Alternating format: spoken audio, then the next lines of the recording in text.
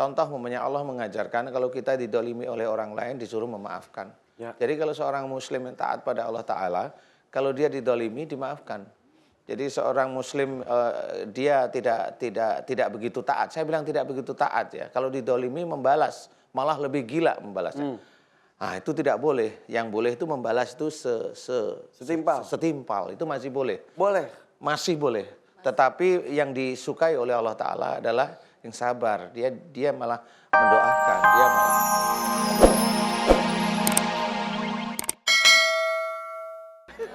Hari ini banyak sekali jamaah yang hadir, Ustaz Danu. Ya. Ini datang dari Darul Huda Bogor. Mana ibu-ibunya? Subhanallah, ucapkan salam.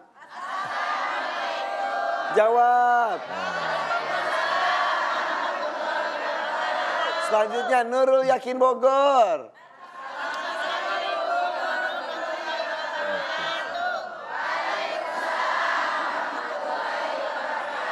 Fatul Huda Bogor.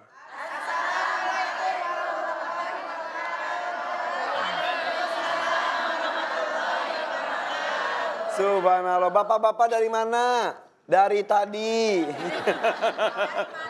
Udah dari malam. Boleh tepuk tangan untuk Anda semuanya. Rata-rata dari Bogor nih Ustadz. Iya. Bogor itu apa aja Ustadz? Asinan. Roti unyil. Ya. Talus. Angkot. Senang sekali saya Irfan Hakim bersama dengan Ustaz Danu kembali diberikan kesempatan oleh Allah SWT untuk bersilaturahim, thalabul ilmi bersama di sini di Siraman Kolbu, Sejukan Hati. Boleh tepuk tangan. Ngomongin soal hati, kata Rasul, hati-hati dengan hati. Jika hati tersebut rusak, maka rusak kita semuanya. Begitupun sebaliknya, jika hati kita bagus, lembut, maka bagus dan lembut juga diri kita semuanya. Mau pantun gak Ibu? Di atas bukit berbalut kabut. Cakep. Ustadz gini, cakep. Kita ulang Ustadz. Siap. Di atas bukit berbalut kabut. Cakep. Kabutnya pekat membuat heran. Cakep. Jika hati ingin lembut. Cakep. Perbanyak zikir dan baca Al-Quran. Insya Allah. Tepuk tangan dong. Benar kata Rasul ya Ustaz ya, ada segumpal darah dalam diri kita yang benar-benar harus dijaga, yaitu hati. Hati-hati dengan hati. Silakan Ustaz. Ya. Bismillahirrahmanirrahim. Assalamualaikum warahmatullahi wabarakatuh. Waalaikumsalam warahmatullahi wabarakatuh. Alhamdulillah memang ada dalam tubuh kita ada segumpal darah yaitu hati namanya. Tapi apakah hati itu yang bisa menjadikan kita itu sujud pada Allah Ta'ala? Wallahu alam ya. Tetapi intinya adalah seperti itu dikatakan dalam hadis. Jadi sebenarnya untuk menjadi hati kita itu bisa lembut, itu persoalannya itu tidak hanya membaca Al-Quran saja. Membaca Al-Quran itu menjadikan hati kita tenang. Sebenarnya memang seperti itu. Ya. Kemudian ada banyak hal yang seseorang dalam membaca Al-Quran itu banyak hal. Banyak kejadian. Kalau saya diizinkan oleh Allah Ta'ala melihat itu banyak kejadian. Seorang baca Quran itu banyak kejadian saya lihat.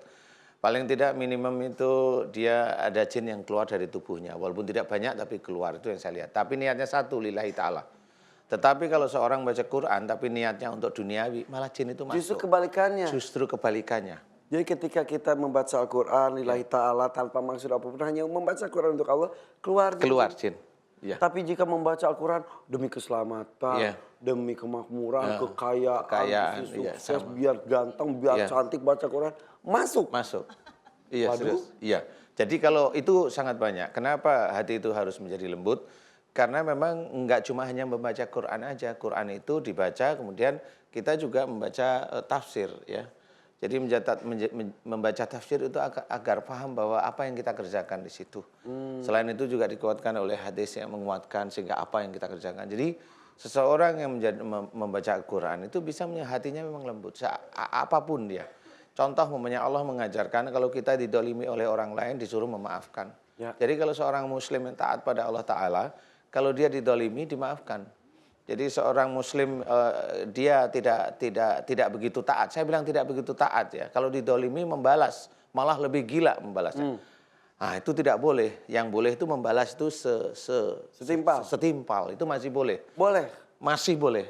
Tetapi yang disukai oleh Allah Ta'ala adalah yang sabar. Dia malah mendoakan. Dia malah mendoakan agar dosa-dosanya diampuni. Nah, seorang muslim yang taat itu seperti itu. Jadi sehingga pada waktu dia itu sudah bisa mengerjakan, mamanya dia didolimi istrinya, dia tetap doain, dia didolimi suaminya, dia doain. Kan gitu ya. Dia didolimi anak, nggak usah nangis, ceritalah sama Allah Ta'ala agar anak menjadi soleh. Itu ciri-ciri muslim yang taat. Jadi kalau memang dia kurang taat, ya begitu itu. Nah, nggak didolimin, malah dolimin. Seperti itu. Dilemparin batu, biasanya lempar pakai bunga. Iya. Sama pot-potnya. Iya. Benjol. Ya.